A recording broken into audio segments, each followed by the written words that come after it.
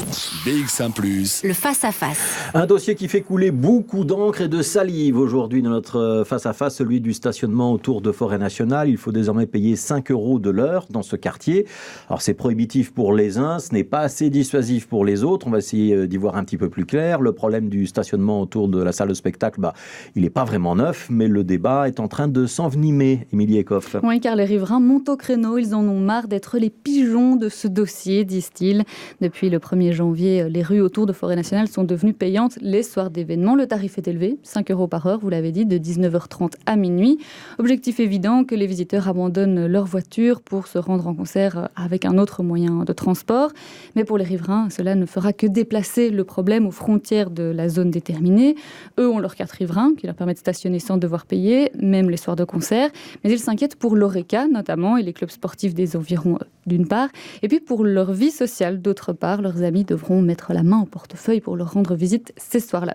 Alors ils proposent ce qu'ils estiment être une vraie solution à la problématique de stationnement autour de Forêt Nationale, la construction de un ou plusieurs parkings souterrains. Ces parkings pourraient être une condition à la reconduction du permis d'exploitation de Forêt Nationale, disent-ils. Alors de son côté, l'échevine en charge de la mobilité, Esmeralda Van den Bosch, assure entendre les arguments des riverains. La discussion est ouverte, dit-elle, mais elle se dit également défavorable à cette idée de parking qui n'encouragerait en fait pas du tout la mobilité douce. On va discuter de tout ça avec Stéphane Roberti. Bonjour, vous êtes le bourgmestre de Forêt. Bonjour. Et Olivier Deblow, qui est le patron du club de tennis Forêt Domaine, qui participe à ce titre à un collectif de commerçants et de riverains qui a donc lancé une pétition et distribué beaucoup de flyers sur le thème des pigeons autour de cette question-là. Je vais d'abord commencer par Stéphane Roberti. 5 € de l'heure, vous assumez ? Écoutez, à Forêt Nationale, autour de Forêt Nationale, les riverains ont des problèmes depuis de nombreuses années. Vous savez que quand ils rentrent du travail, ils n'ont plus la possibilité de se garer devant chez eux. Quand ils ont des invités, si les invités arrivent après une certaine heure, il n'y a plus de place pour se stationner, donc les invités doivent faire demi-tour. Et donc, on cherche une solution. Effectivement, un autre problème, c'est la circulation dans l'espace public à ces moments-là, qui augmente la pollution de manière importante pour les riverains qui sont tout proches. Et donc oui, la solution, c'est de dissuader les gens de venir voir les concerts de Forêt Nationale en voiture, de les inviter à prendre les transports en commun, ou d'aller dans d'autres parkings. Ouais, donc 5 € de l'heure les soirs. C'est tous les soirs ou c'est juste les soirs de spectacle ? C'est juste les soirs de spectacle. Entre 19 et 23 heures. Entre 19h30 et minuit, oui. Sachant qu'il y a une demi-heure gratuite. Et donc, par exemple, quelqu'un qui va chez son médecin à 19h30 peut prendre un ticket d'une demi-heure qui lui permet d'aller chez son médecin jusqu'à 20h. Ouais. Et pour les gens qui ont des invités, il existe à Forêt ce qu'on a déjà depuis longtemps, une carte riverain. Par exemple, vous avez vos enfants qui doivent être gardés par la grand-mère ou le grand-père qui habite en dehors de Forêt, la carte riverain existe pour les grands-parents, par exemple pour faire le babysitting le mercredi après-midi ou à n'importe quel autre moment de la semaine. Et donc cette carte riverain, pour les gens qui sont dans la zone événement, est étendue et on a multiplié par 5 le nombre de possibilités de se garer via la carte riverain. Oui, mais il faut la demander à l'avance, la carte riverain. Oui, bien sûr. Il ne faut pas s'y prendre le jour même. Donc il y a une démarche à faire, c'est 20 € pour avoir la possibilité de se garer à 20 centimes les soirs de concert. Ouais. Olivier Deblow, est-ce que vous reconnaissez d'abord qu'il y avait un problème avant que la commune et la nouvelle majorité s'attaquent à ce problème-là, qu'il y avait quand même un problème de densité de stationnement les soirs de concert? Ah, mais s'il y a un seul point, on est entièrement d'accord, c'est justement sur ce fait-là. Donc moi, par exemple, je suis forestois de naissance, je suis riverain, j'habite à 100 mètres de Forêt Nationale et je subis évidemment tous les problèmes liés à cela. Nous, ce qui se passe, c'est qu'en fait, il n'y a eu aucune concertation, aucun commerçant, aucun riverain, aucun habitant, aucune profession libérale n'a été concertée. Alors que la commune se vante sur son site, et M. Roberti aussi d'ailleurs dans son tract électoral, de faire de la démocratie participative et citoyenne un élément important. Le problème pour nous, c'est que, tout d'abord, parce que quand M. Roberti dit de 19h30 à 24h, il faut savoir qu'au début, leur règlement, il était de 13h30 à 24h. Vous imaginez l'impact pour les commerçants, pour les professions libérales et pour les riverains. Puis, on a commencé donc ça a été corrigé. Ça a été corrigé. Puis, ça a été 18h. Puis, ça a été 19h30. Puis, nous savons très bien que ça va un peu dans tous les sens. La même chose pour les zones et que ça peut revenir évidemment après en arrière. On n'a pas confiance du tout dans tous ces changements et puisqu'on n'a absolument pas été concerté. Oui, réponse de Stéphane Roberti. Il n'y a pas eu de concertation? Mais écoutez, d'une part, je pense qu'il faut arrêter de faire de la désinformation. Il n'a jamais été question que cette zone commence à 13h30. Il a été question à un moment donné, pour les 6 ou 8 fois où il y a des concerts le week-end, de faire une zone événement de 13h à 18h. Donc uniquement les jours de concert, le samedi ou le dimanche. Ouais. Exactement. Jamais il a été question... Je pourrais vous montrer la pièce démontrant du... On va laisser Stéphane Roberti répondre. Oui. Je redis que jamais il a été question de commencer une zone événement à 13h quand il y a un concert qui commence en soirée. Ce serait effectivement un non-sens. Et donc, la démarche participative, elle est bien présente, puisque ce qu'on a dit dès le départ, c'est qu'on mettait en place une zone événement qui serait évaluée. Elle sera évaluée dans 1 an.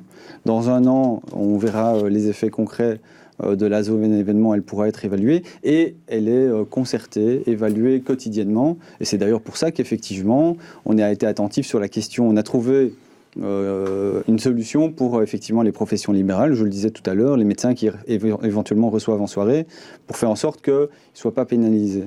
Et donc je pense qu'effectivement, cette zone événement, l'objectif premier, parce que maintenant, aujourd'hui, avec ce qui est dit, avec la désinformation qui est donnée, il y a des riverains qui croient qu'ils vont devoir payer 5 € de l'heure. Or, c'est tout à fait faux, évidemment.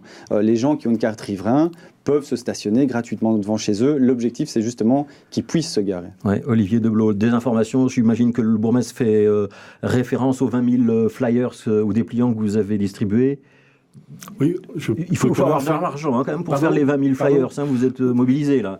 Absolument, mais il y a 120 commerçants et professions libérales. Ouais. C'est un comité de 700 riverains. Je pense que c'est assez exceptionnel qu'il y ait un comité de 700 riverains. On ne parle même pas de pétition. Une pétition a été transmise où il y a plus de 5 000 personnes qui ont signé cette pétition. Vous avez 5 000 signatures aujourd'hui? Plus de 5 000. Ouais. Plus de 5 000. Ça a été transmis au collège du bourgmestre par les riverains. Mais faire payer ceux qui viennent à Forêt Nationale en spectacle, c'est quand même pas une bonne idée sur le fond. Alors, monsieur, les gens payent 70 € de moyenne pour une place de spectacle. Ils viennent de moyenne à 3. Ils vont payer 210 €. Est-ce que d'abord, on peut s'imaginer que ces gens-là vont devoir payer, par exemple, 15 € pour 3 heures? Ça fait 5 € par personne, ne vont pas les payer. Non, le problème va rester, premièrement. Deuxièmement, si par impossible, le système fonctionnait, les gens vont aller se garer un peu plus loin. S'ils vont se garer un peu plus loin, c'est chez d'autres forestois. Donc, le problème n'est pas résolu et il est déplacé. Alors, en désinformation, par exemple, alors ils disent « Ah oui, mais les gens peuvent aller garer au parking Audi ». Le parking Audi n'est pas disponible durant la semaine, il est pour les travailleurs d'Audi. Donc tout ça, en parlant de désinformation, nous, on s'est mobilisés, on a été au conseil communal, on a fait tout ce qui était possible. On n'a jamais de réponse. On n'a jamais de réponse à toutes ces questions. Donc, vous savez, et pour faire ce dépliant-là, donc, pourquoi sommes-nous pigeons? Tout ça est vrai. On a toutes les preuves pour qu'il y ait 700 co-signataires. Pourquoi aussi, M. Roberti n'a pas répondu à la question qu'il n'y a pas eu de concertation auparavant? Il n'y a rien eu. Aucun commerçant, aucun particulier, aucune profession libérale. Oui, alors on va répondre à différents points, Stéphane Roberti. D'abord, est-ce que l'idée de lier le permis d'exploitation de Forêt Nationale à la construction d'un parking par Forêt Nationale, c'est une idée que vous pouvez envisager ou pas du tout? Donc, permettez-moi de revenir sur la pétition, parce qu'effectivement, on a reçu la pétition. Il y a beaucoup de signataires qui, de un, ne sont pas forestois, voire qui habitent à l'étranger. Et sur les gens qui sont sur le tract, il y a même des gens qui sont mis sur le tract contre leur volonté. À leur insu. À leur insu, exactement. Donc ça, je veux dire, voilà. Donc il y a énormément de gens qui effectivement ont des inquiétudes, je le redis, parce qu'il y a une désinformation qui fait... Certains m'ont contacté en me disant, on va devoir payer 5 €. Je dis non, vous n'allez pas devoir payer 5 €. Et donc, je pense qu'il y a vraiment un travail d'information qui est à faire. Et voilà, après, M. Deblot, je pense, c'est d'une génération où il a connu le fait qu'on pouvait se garer grand place, etc. Aujourd'hui, on a changé de paradigme. Aujourd'hui, il y a une vraie volonté d'améliorer la qualité de l'air de notre commune, et c'est à ça qu'on veut s'atteler. Donc, pas de parking sur le site de Forêt Nationale, dans le cadre du permis d'exploitation, c'est pas une idée que vous allez explorer? Est-ce que vous savez combien coûte un parking? La construction d'un parking. Qui va payer ce parking? Vous souhaitez que ce soit les riverains qui payent le parking, qu'avec de l'argent public, on paye un parking? Non, mais les riverains, maintenant, ils doivent payer pour avoir des invités chez eux. Ça, c'est logique.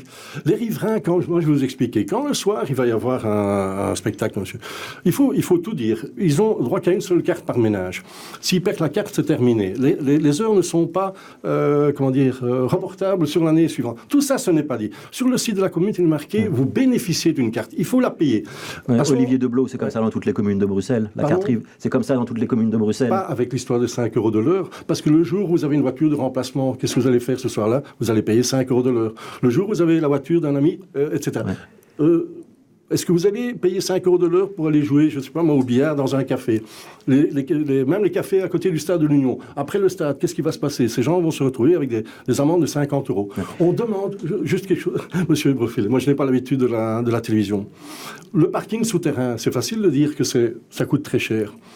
La région est partie prenante. Forêt nationale, il y a même le nom national dedans. Ça serait vraiment la solution pour tout le monde. C'est quand même bizarre qu'il y ait l'argent maintenant pour tout un projet Bertelsson ou pour l'abbaye de Forêt, où il va y avoir une salle de 800 personnes en plus. Et là, de nouveau, rien pour le parking. Parce qu'à la limite, ça devient du dogmatisme. Nous, on demande, c'est quand même logique, si à notre époque, on devait construire, puisque vous dites que je suis un peu ringard ou un peu vieux... C'est pas ça qu'il a dit. Non, bon. Mais... À notre époque, s'il y avait une salle qui était construite dans un centre-ville, il est évident qu'il y aurait un parking souterrain. Je pense qu'on est bien d'accord là-dessus. Mais il y a une non-volonté, ne fût-ce que d'étudier la question. Ouais. Et là, 99% des gens seraient d'accord et le problème serait résolu. Stéphane Roberti, est-ce que c'est une chasse à la voiture que vous êtes en train d'organiser pour paraphraser ce que dit Olivier Deblow? Et donc ici, en ce qui concerne la zone événement, c'est pour permettre aux riverains qui habitent dans les quartiers proches de Forêt nationale de pouvoir garder les places en voiture du travail, de pouvoir avoir la chance de pouvoir se garer comme les autres jours devant chez eux. Ouais, donc d'être dissuasif pour les spectateurs. Après, est-ce que 5 €, pour reprendre un des arguments d'Olivier Deblow, est-ce que 5 € c'est assez pour être dissuasif? Il ne faut pas monter à 10? Ça, on verra, et c'est pour ça qu'il y aura une évaluation. On peut tout à fait monter à 10, même plus si c'est nécessaire. Notre objectif, c'est vraiment d'inciter les gens à venir en transport en commun à Forêt nationale ou d'aller dans les parkings de dissuasion. Est-ce que l'offre en transport en commun est suffisante, justement? L'offre en transport en commun est tout à fait suffisante. Forêt nationale est tout proche de la gare du Midi.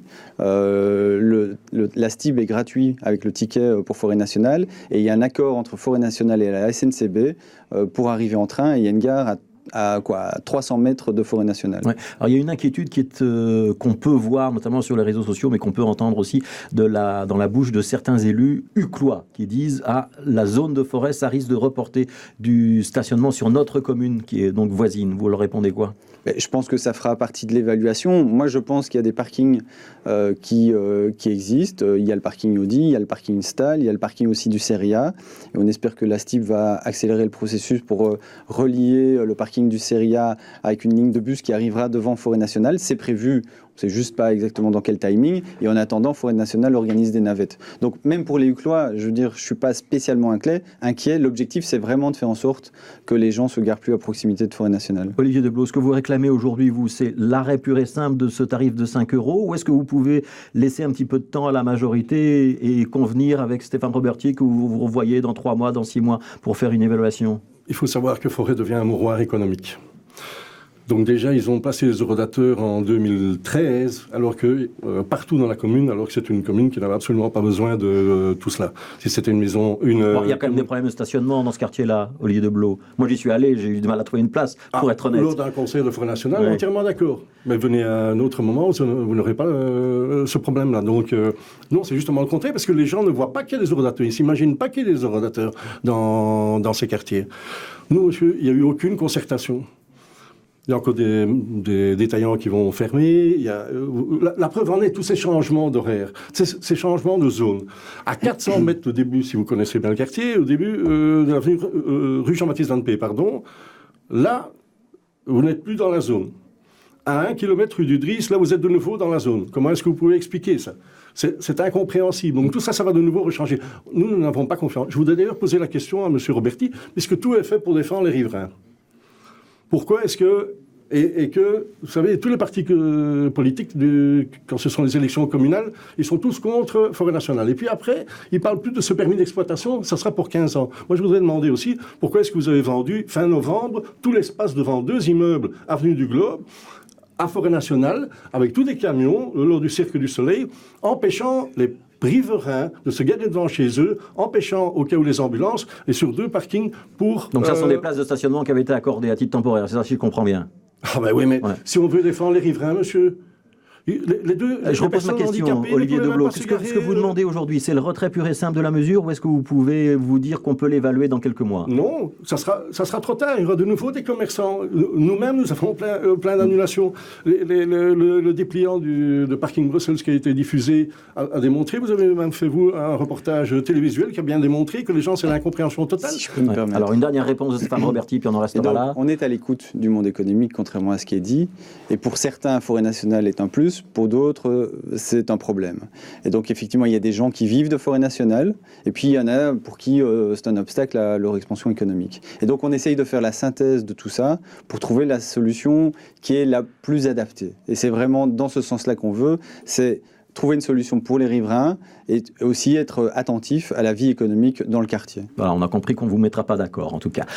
Merci d'avoir participé à ce face-à-face. Olivier Deblot, gérant du tennis club Forêt Domaine et porte-parole donc des riverains, et Stéphane Roberti, bourgmestre de Forêt. Merci Bonne journée. D'avoir participé à ce débat.